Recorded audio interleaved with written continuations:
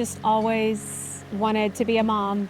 It's just kind of been in my nature. Especially being with Woody for so long, I just felt like we were just meant to be parents. So that was something we always had dreamed of. It was just me and Olivia being there for each other every single day, every single minute.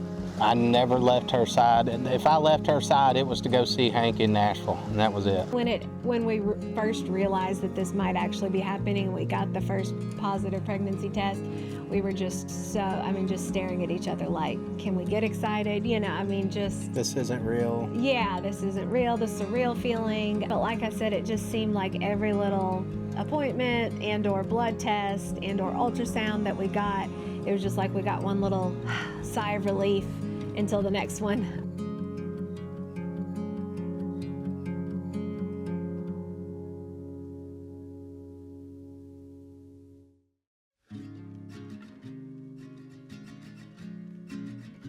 Woody and I met in middle school, but we started dating in high school and got married in 2014.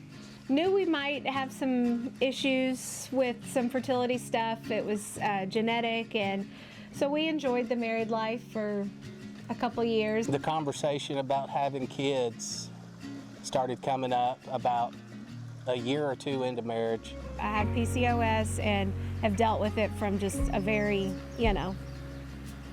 little girl trying to deal with the pain and all that kind of stuff, and it was hereditary. So my mother and sister and I both have the same issues, so it was hard, and that's why we knew we were kind of flagged beforehand that it was going to be, an issue. But just dealing with that pain and going through all the, period problems and stuff when you're a young girl, it was really, really tough.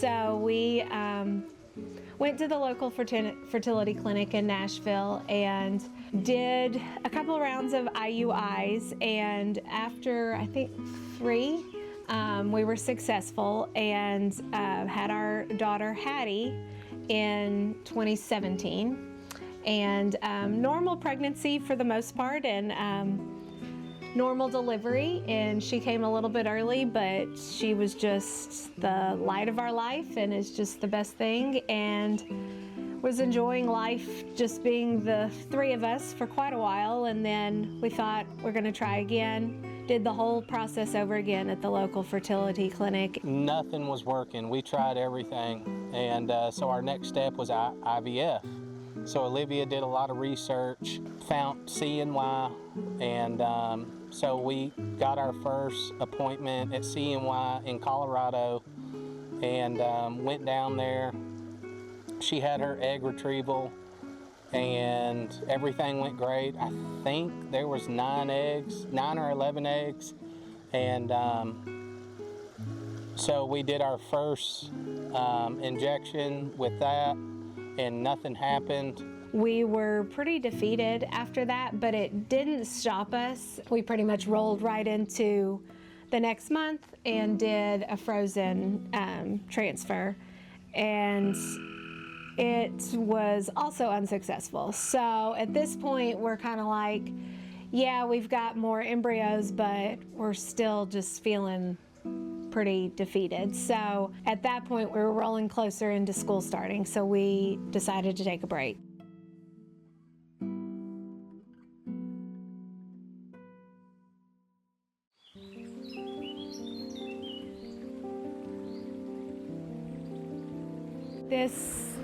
This place, this area right here on our farm is just like one of my favorite places to be, and really everybody's in the family. But being down here, it's quiet, it's peaceful.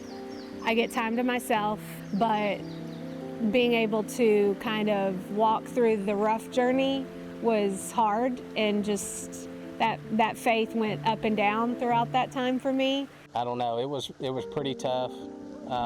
Watching her go through,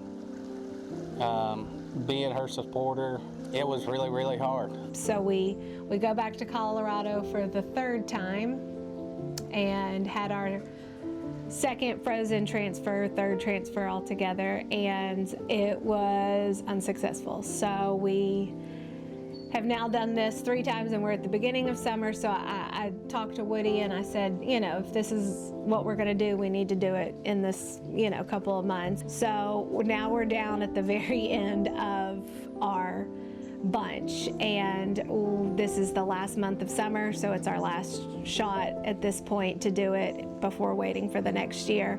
And we decide to transfer 2 again.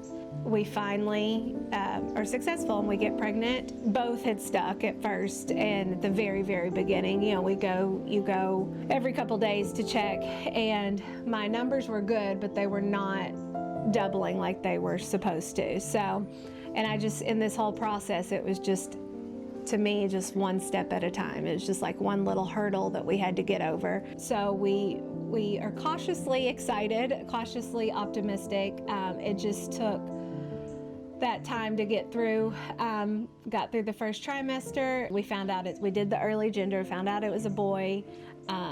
Still just couldn't believe it. It all just kind of felt surreal.